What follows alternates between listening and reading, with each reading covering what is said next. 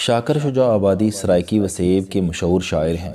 2 bar pride of performance لے چکے ہیں، 400 گانے لکھے اور یہ گانے گا کر عطا اللہ عیسیٰ خیلوی اور حمیرہ چنہ جیسے گلوکار کروڑ پتی ہو گئے اور شاعری کی 13 کتابیں، 4 مجموعے اور کلیات شائع ہوئیں۔ سرائیکی علاقے کا بچہ بچہ ان کو جانتا اور ان کا کلام پڑھتا ہے۔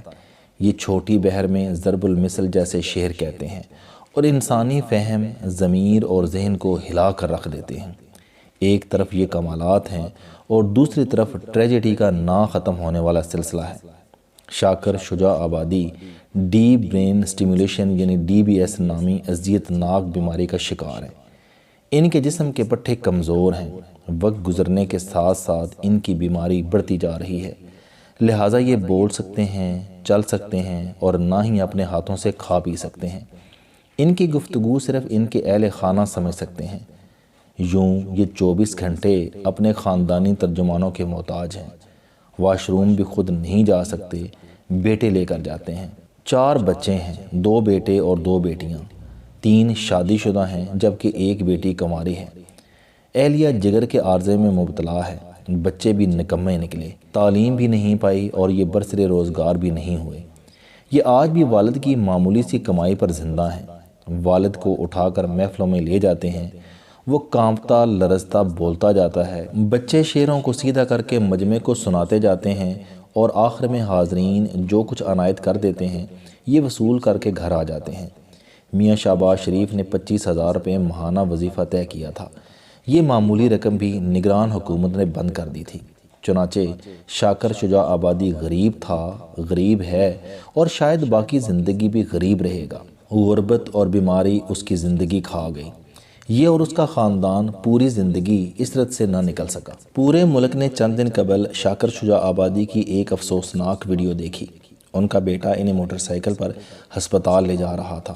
یہ لرزے کی وجہ سے موٹر سائیکل پر بیٹھ نہیں سکتے، چنانچہ بیٹے نے انہیں سیٹ پر بٹھا کر انہیں اور اپنے آپ کو چادر سے باندھ رکھا تھا، لیکن شاکر صاحب اس کے باوجود کبھی ادھر لڑک رہے تھے اور کبھی ادھر۔ ان کا سر بھی ان کے سینے پر گرا ہوا تھا۔ یہ ویڈیو بھی ان کے بیٹے نے بنائی تھی اور اسے سوشل میڈیا پر وائرل کرنے کا کارنامہ بھی اسی نے سر انجام دیا تھا۔ بیٹے کا کہنا تھا، میرے پاس گاڑی نہیں ہے، لہٰذا میں والد کو اسی طرح موٹر سائیکل پر ڈاکٹر کے پاس لے جاتا ہوں۔ ہم چاہتے ہیں کہ حکومت شاکر شجاع آبادی کا امریکہ میں علاج کرائے اور خاندان کو مالی امداد دے۔ یہ ویڈیو واقعی دل شکن تھی۔ اتنے بڑے شاعر کی اسرت، بیماری اور صورتحال نے حساس دلوں کو لرزا کر رکھ دیا۔ پنجاب حکومت بھی جاگ اٹھی اور جہانگیر ترین اور یوسف رضا گیلانی کو بھی ترس آ گیا۔ یہ بھی چیک لے کر ہسپتال پہنچ گئے۔ یہ رد عمل اچھا ہے، لیکن ساتھ ہی اس واقعے نے 3 سوال بھی پیدا کر دیے۔ شاکر شجاع آبادی سرائیکی شاعر ہیں اور اس وقت پاکستان میں 4 کروڑ سرائیکی رہتے ہیں۔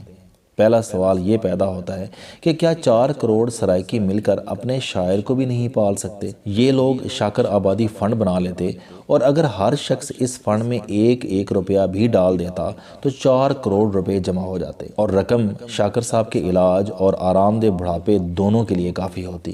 یہ زندگی کا آخری حصہ خوشی اور خوش دلی سے گزارنے کے قابل ہو جاتے۔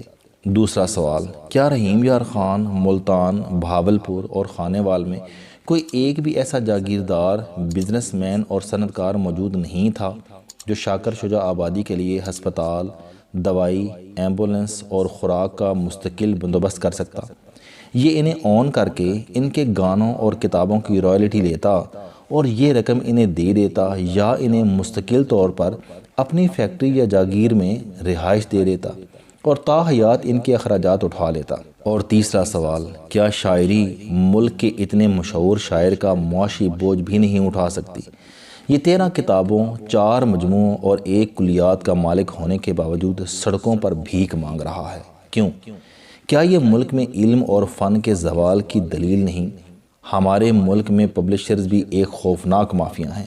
یہ کتابوں سے کروڑوں روپے کماتے ہیں لیکن شاعر اور ادیب کو واپسی کا کرایہ بھی نہیں دیتے۔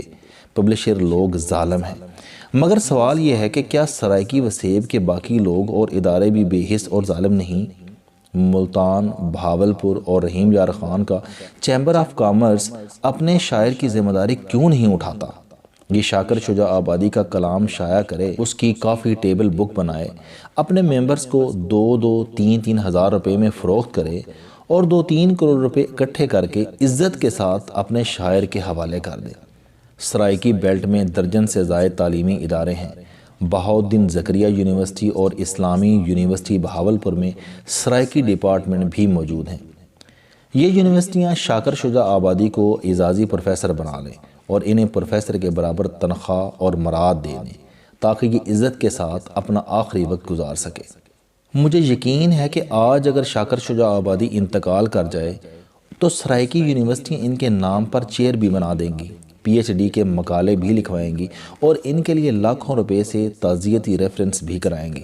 لیکن آج ان کے پاس شاکر شجاع آبادی کی روٹی اور دوا کے پیسے نہیں ہیں۔ آج یہ موٹر سائیکل کے ساتھ لٹکے شاعر کے حال پر افسوس کے سوا کچھ نہیں کر پا رہے۔ ہم اگر ان 3 سوالوں کے جواب تلاش کر لیں تو ملک کا کوئی شاعر، کوئی ادیب، کوئی فنکار شاکر شجاع آبادی جیسی صورتحال کا شکار نہ ہو، یہ بھی باعزت زندگی کے ساتھ باعزت موت تک جائے۔ لیکن شاید فنکار، ادیب اور شاعر ہماری معاشرتی ترجیحات میں شامل ہی نہیں۔ ہم آج بھی انہیں فضول اور فالتو سمجھتے ہیں، لہٰذا ہم ہر دوسرے روز کسی نہ کسی عمر شریف، اجمل نیازی، ببو برال، مستانہ، حبیب جالب اور مہدی حسن کا جنازہ پڑھتے ہیں اور معاشرے اور ریاست کی بے حسی کا ماتم کرتے ہیں۔ آپ کسی دن قومی ترانے کے خالق حفیظ جالندری سے لے کر دل دل پاکستان، اے پتر ہٹاں تے نہیں وکدے، جاگ اٹھا ہے سارا وطن، سونی دھرتی اللہ رکھے اور یہ وطن تمہارا ہے، تم خو پاسباں اس کے جیسے ملی نغمے تخلیق کرنے والے شاعروں، گلوکاروں اور موسیقاروں کا ڈیٹا نکال کر دیکھ لیں۔ میرا دعویٰ ہے کہ ہم آج بھی جن کی دھنیں اور بول گا اور سن کر قوم کا لہو گرماتے ہیں، وہ سب لوگ اتنی عظیم تخلیقات کے بعد عشرت کی زندگی گزار کر دنیا سے رخصت ہوئے ہوں گے۔ حفیظ جالندری اور اے مرد مجاہد جاگ ذرا کے تخلیقار طفیل ہوشیار پوری کا خاندان آج کس حال میں ہے؟ کیا ہم نے کبھی تحقیق کی؟ حکومت اگر ان نغموں پر 1 روپیہ رائلٹی رکھ دیتی تو آج ان کے تخلیقار کروڑ پتی ہوتے، آج ان کے خاندان آبرومندانہ زندگی گزار رہے ہوتے۔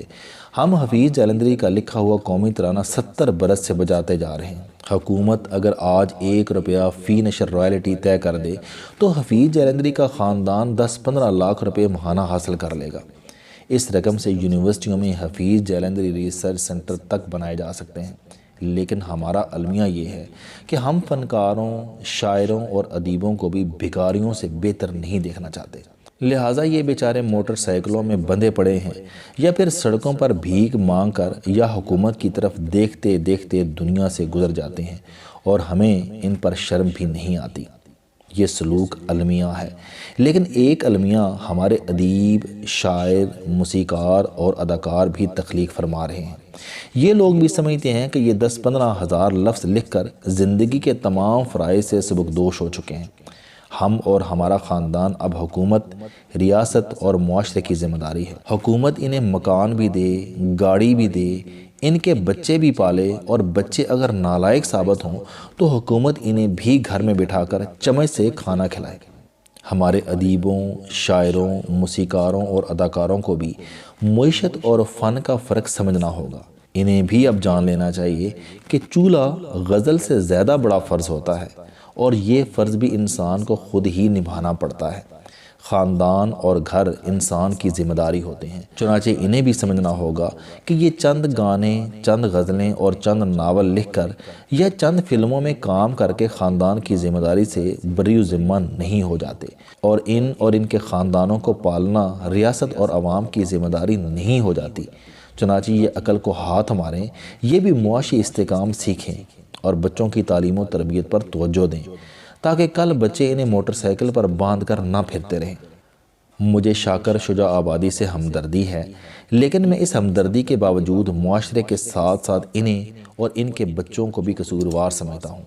شاعری اگر باعزت روزگار ثابت نہیں ہو رہی تھی تو شاکر شجاع آبادی کو یہ چھوڑ دینی چاہیے تھی، اور اگر بیٹے اپنے باپ کا خیال نہیں رکھ سکتے تو پھر انہیں بیٹا کہلانے کا کوئی حق نہیں، انہیں پھر باپ کی کمائی سے ایک دھیلا بھی نہیں ملنا چاہیے۔